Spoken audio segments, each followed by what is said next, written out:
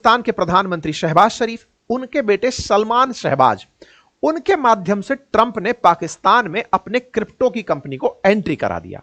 अब यह जानकारी कितनी सटीक है इसको समझने के लिए आप मेरे 2 महीने पहले वाले वीडियो को जाकर आज फिर से देखना।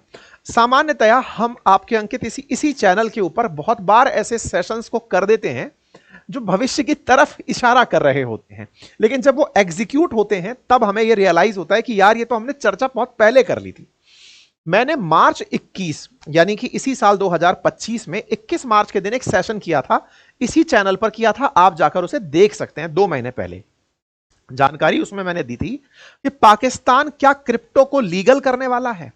यह जानकारी जब मैंने दी थी उसमें मैंने बाकायदा ट्रंप का जिक्र भी किया था, और ट्रंप का जिक्र करते करते यह लाइन बोली थी। अब मैं एविडेंस इसलिए लेकर आया हूं कि आप जाकर सुन सकते हैं, इस वीडियो को जाकर के क्रॉस चेक कर सकते हैं कि मैंने इसका जिक्र किया था। अच्छा, आप सुन लीजिएगा। अब यह बात मैंने 2 महीने पहले कही थी, अब उस बात को आज के कंटेक्स्ट में लेकर आता हूं। एक व्यक्ति से आपका परिचय कराता हूं, इसका नाम है गैंड्री बीच। यह बीच का जो आदमी है, गैंड्री बीच नाम का जो व्यक्ति है, इसको मैं बीच का आदमी क्यों बोल रहा हूं, यह बिचौलिया है असल मायने में। कैसे बिचौलिया है अब मैं आपको आगे लेकर चलता हूं। इस व्यक्ति के चेहरे को पहचानिए और इसे ट्रंप के साथ देखिए। आप कहेंगे कि ट्रंप के साथ है तो नेताओं के साथ तो बहुत लोग होते हैं। अजी रुकिए, थोड़ा और आगे चलते हैं।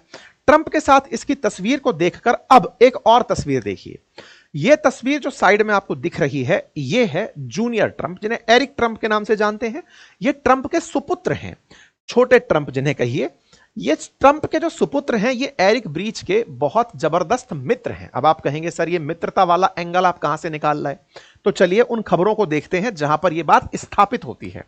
यहां पर 2025 की जनवरी की एक न्यूज कटिंग है, अरब न्यूज ने ली है और लिखा है Texas investors close to Trump eye investment in Pakistan housing energy mineral sectors. अब यह कहानी क्या है टेक्सास इन्वेस्टर्स की, अब वो समझते हैं। असल मायने में ये जो गैरी बीच नाम का आदमी है, ये करता क्या है। ट्रंप ने जब पहले चुनाव लड़ा था ना, पिछला राष्ट्रपति चुनाव, तो फंड रेज यही करके लाया था। देखो एक चीज समझो, आज भारत में भी चुनाव लड़ना किसी नेताजी के बिना पैसे के संभव नहीं है। हमारे जैसे देश में जहां इतने लोगों को मोबिलाइज करना होता है, सूचना से संचारित करना होता है, घर घर पहुंचना होता है, कैंपेन करानी होती है, बड़ी मीटिंग्स करानी होती है, पैसा खर्च होता है। अमेरिका में भी अगर आपको खबरें पहुंचानी है तो खर्चे भी उतने तेज होंगे।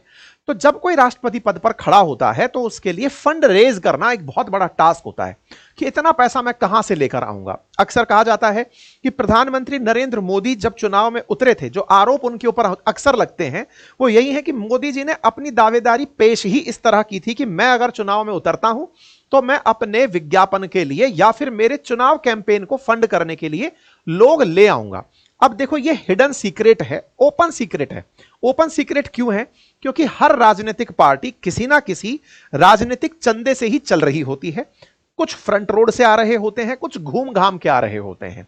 अब इस बात को और ज्यादा बोलते हैं तो इस पर और राजनीति होने लगती है, लेकिन आप और मैं ये अच्छे से फिल्में देखकर व्यवहारिक जीवन में समझ चुके हैं कि 100 आदमी की गैदरिंग करने में भी बहुत पैसा खर्च होता है, और नेता तो दिन भर में 10-10 रैलियां लाखों लोगों के निपटा देते हैं, तो वो आसान काम नहीं है। खैर, फिलहाल के लिए जब ट्रंप चुनाव में उतरे तो ये जो व्यक्ति आपको दिख रहा है, इसने पुराने चुनावों में फंड रेज किया था, इकट्ठा किया था, और जब इकट्ठा किया तो बदले में वसूलेगा भी।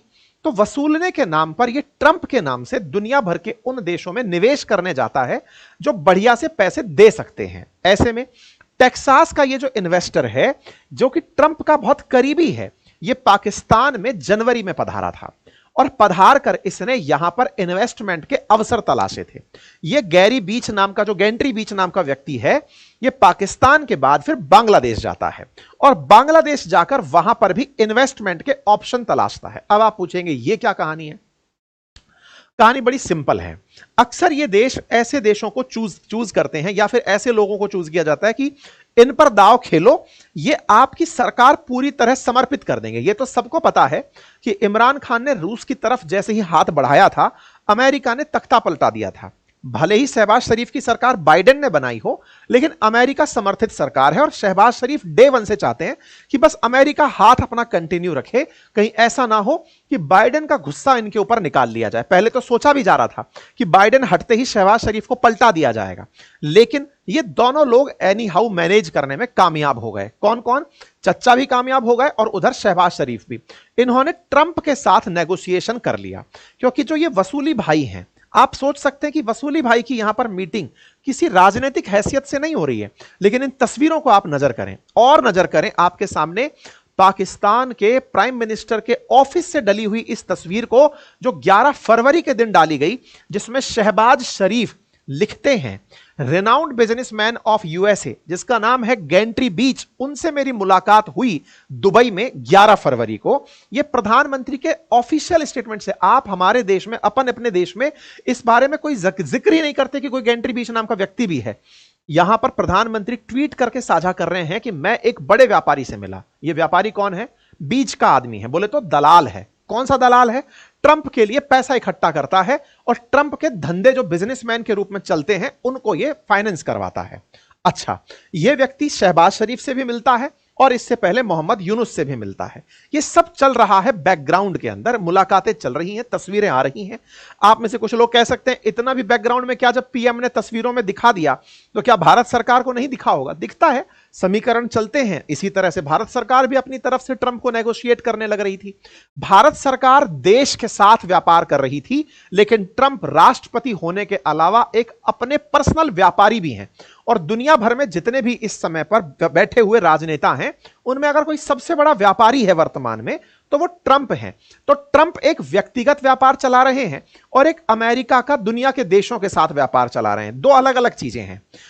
अपनी पर्सनल कैपेसिटी में वो इन लोगों को भेजकर रखे हुए हैं और देश की कैपेसिटी में वो भारत जैसे देशों के साथ नेगोशिएशन टेबल पर बैठे हैं। तो दोनों ही काम से वो बैटिंग कर रहे हैं, दोनों फ्रंट से वो बैटिंग कर रहे हैं।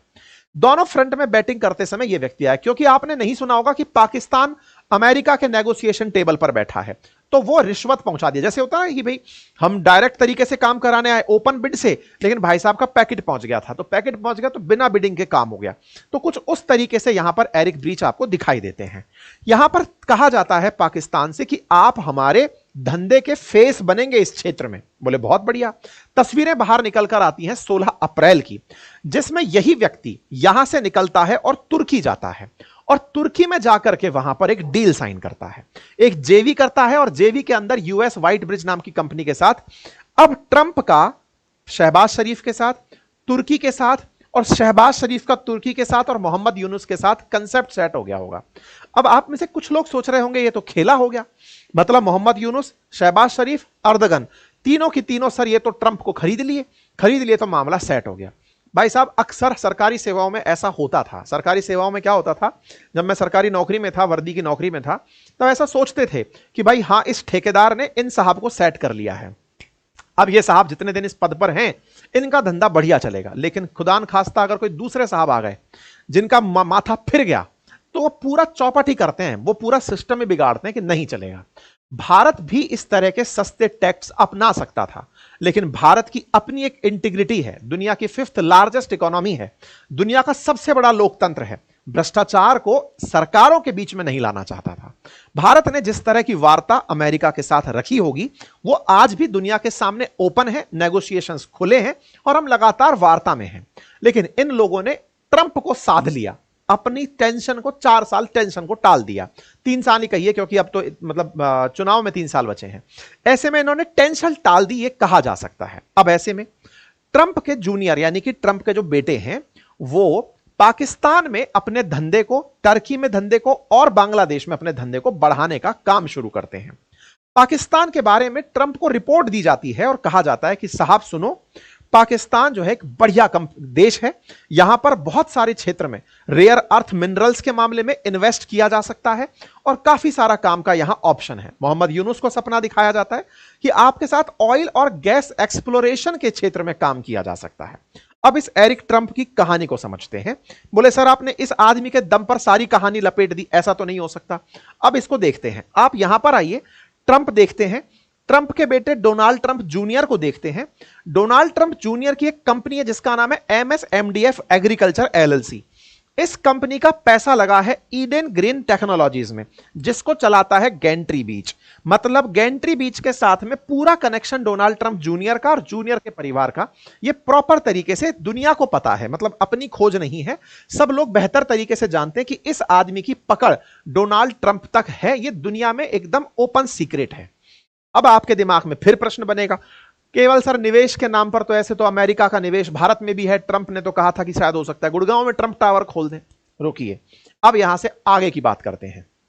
मैंने आपसे क्या कहा, ट्रंप राष्ट्रपति हैं एक पॉलिटिकल डेजिग्नेशन के रूप में, लेकिन एक व्यापारी भी हैं। अपने व्यापार को उन्होंने पैरेलली बंद नहीं किया, अपना व्यापार बनाए रखने के लिए अब उन्होंने एक खेला खेला। क्या खेला?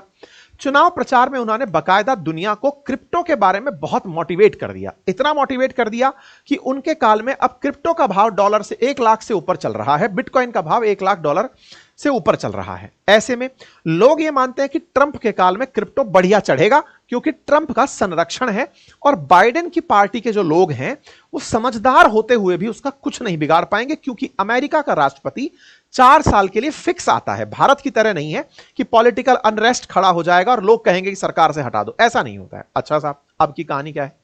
इन महाशय ने क्रिप्टो करेंसी के मार्केट को पकड़ने के लिए एक पूरी पटकथा रची कि जब दुनिया में बिटकॉइन नाम का कभी किसी व्यक्ति ने, सकोती नाका क्या नाम है उनका जो भी है, जिन्होंने बिटकॉइन बनाया था, मैं एकदम नाम भूल रहा हूं, कुछ जापानी नाम है, सतोशी करके लिखते हैं ना अपन। हाँ, तो उन्होंने जब बिटकॉइन बनाया था तब नहीं सोचा होगा कि ये इतना महंगा हो जाएगा।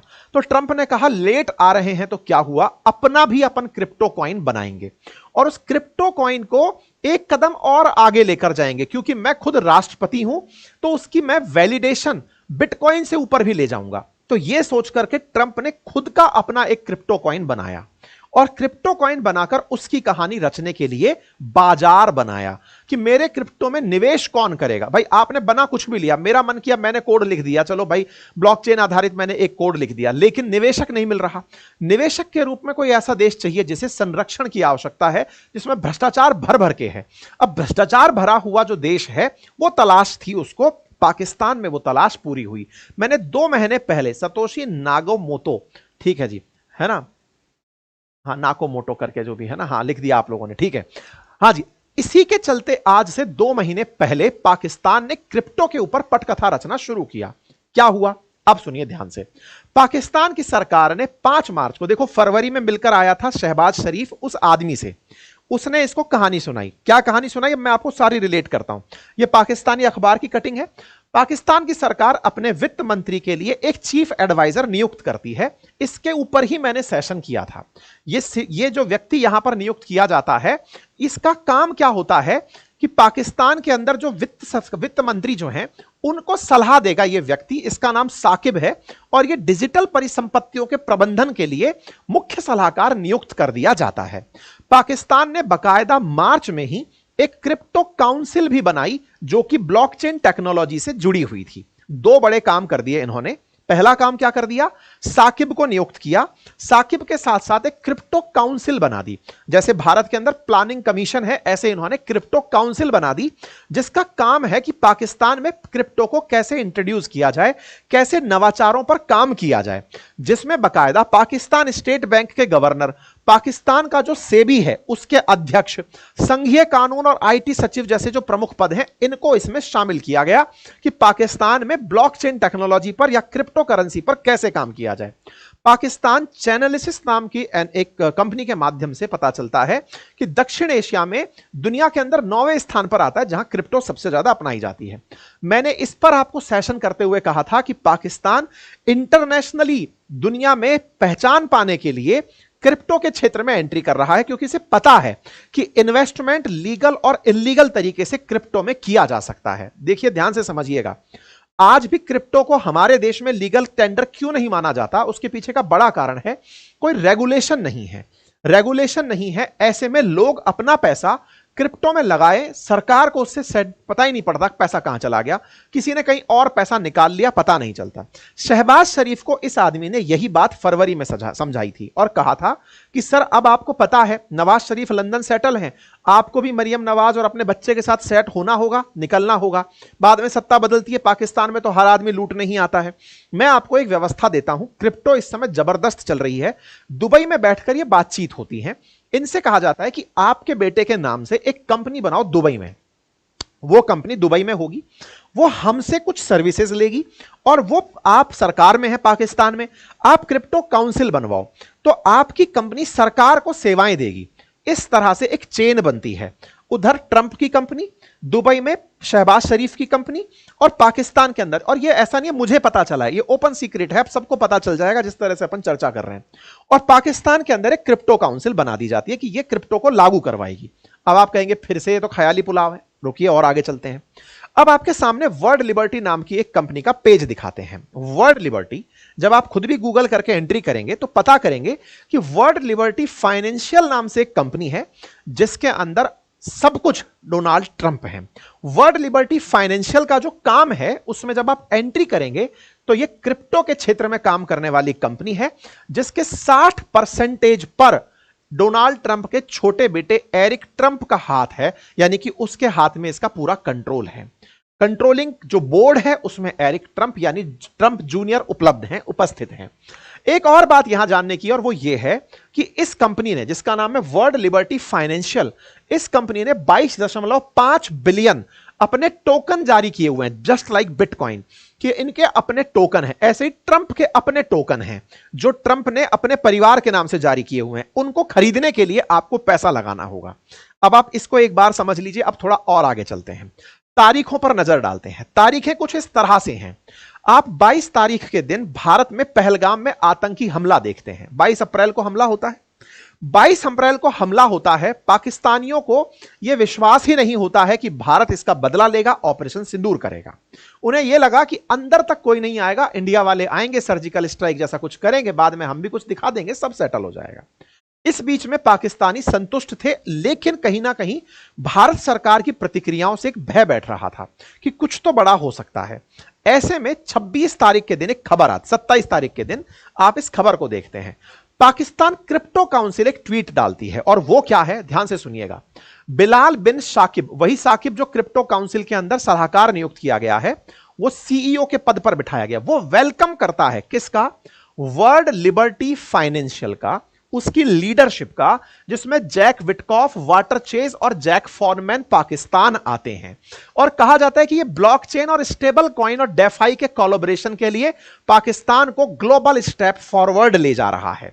27 अप्रैल के दिन अमेरिका से चलकर इसी कंपनी के वर्ल्ड लिबर्टी फाइनेंशियल के अधिकारीगण पाकिस्तान पहुंचते हैं। उनका ग्रांड वेलकम होता है।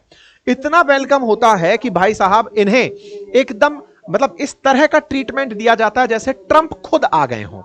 WLFI वर्ल्ड लिबर्टी फाइनेंस ने खुद ने 28 अप्रैल को ट्वीट डालकर धन्यवाद बोला पाकिस्तान सरकार का, और कहा कि यह एक इनक्रेडिबल एक्सपीरियंस था पाकिस्तान की क्रिप्टो काउंसिल से मिलना, और हम पाकिस्तान को भविष्य में इनोवेशन के लिए आगे ले जाना चाहते हैं।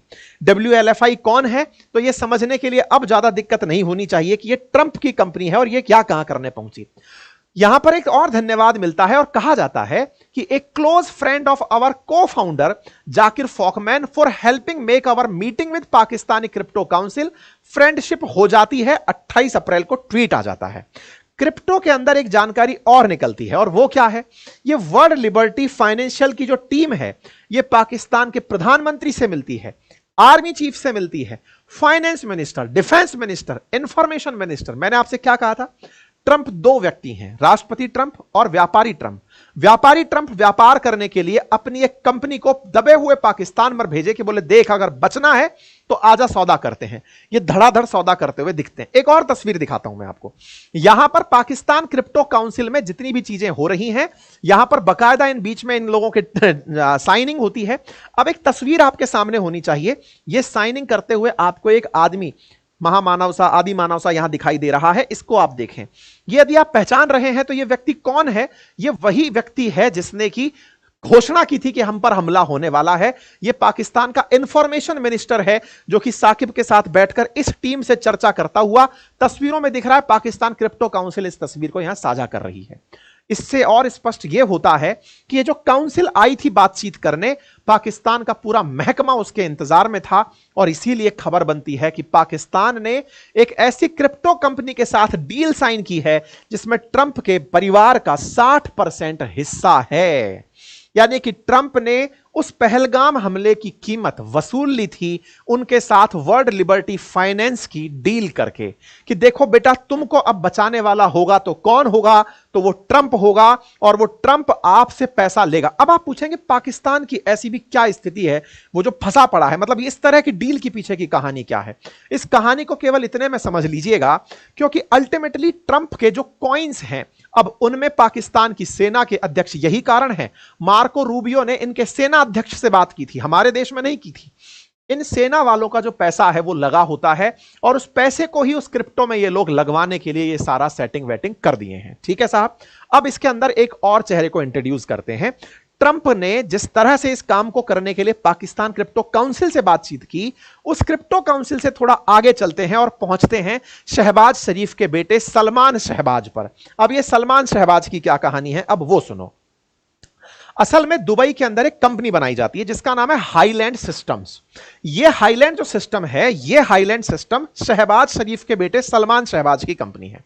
हाईलैंड सिस्टम को काम दिया जाता है कि ये पाकिस्तान सरकार को ब्लॉकचेन और क्रिप्टो माइनिंग मतलब क्रिप्टो को बनाने के लिए जो सॉफ्टवेयर या कंप्यूटर्स लगाए जाते हैं उसके लिए बड़ी मात्रा में बिजली की आवश्यकता होती है, वो सारी तकनीकी देगी ला करके। हाईलैंड के पास कोई चीज नहीं है। हाईलैंड को सारा सिस्टम हाईलैंड को सारा सिस्टम अमेरिका देने वाला था। ऐसे में कंपनी में ट्रंप के बेटे एरिक ट्रंप और पाकिस्तान के टॉप मिलिट्री कॉन्ट्रैक्टर्स भी साझेदार हो जाते हैं। इस हाईलैंड सिस्टम के अंदर सब लोग शामिल होते हैं, दुबई में यह कंपनी बनती है। ट्रंप के करीबी निवेशक और क्रिप्टो लॉबी पहले से ही अमेरिका के रेगुलेशंस जो चल रहे हैं उनसे डरी हुई थी, उन्हें एक अस्थिर देश चाहिए था। सलमान की कंपनी को काम दिया जाता है कि बेटा तुम जो है, जब माइनिंग होगी पाकिस्तान में, मतलब सॉफ्टवेयर्स के माध्यम से क्रिप्टो बनाई जा रही होगी, तो बिजली सप्लाई का टेंडर तुम्हें देंगे और पाकिस्तान के अंदर जो काउंसिल है उसके साथ अमेरिका की कंपनी का टाई अप तुम्हारे माध्यम से होगा। शहबाज शरीफ ने अपने बेटे को सेट कर दिया। मतलब वर्ल्ड लिबर्टी फाउंडेशन जिसके साथ शहबाज शरीफ काम करवाना चाहते थे, बाकायदा पाकिस्तान क्रिप्टो काउंसिल की डील होती है और बीच में ये अपने बेटे को सेट कर देते हैं। ये जो वर्ल्ड लिबर्टी फाइनेंशियल है, इसने मार्च में USD1 नामक एक स्टेबल कॉइन लॉन्च किया। स्टेबल कॉइन वो कॉइन होते हैं जिनके पीछे पैसा बैक में लगाया जाता है। मतलब $1 के बराबर एक कॉइन, कुछ इस तरह से समझ लीजिए, इसके पीछे कोई एसेट खड़ा कर दिया गया। तो ट्रंप ने मान लो अपनी कुल वर्थ के बराबर एसेट कॉइन लॉन्च कर दिए। अब दुनिया वाले उन्हें खरीदते रहे, जितने में ले जाना है ले जाओ। क्रिप्टो के अन्य कॉइन की तुलना में थोड़ा ज्यादा सेफ कॉइन माना जाता है और इसी कारण से यह व्यक्ति बकायदा एक जेनियस एक्ट भी ले आया स्टेबल कॉइन को स्टेबिलिटी देने के लिए अमेरिका के अंदर, यानी अपना कॉइन बनाया और उस कॉइन की मार्केट कैप इस समय 18,000 करोड़ है।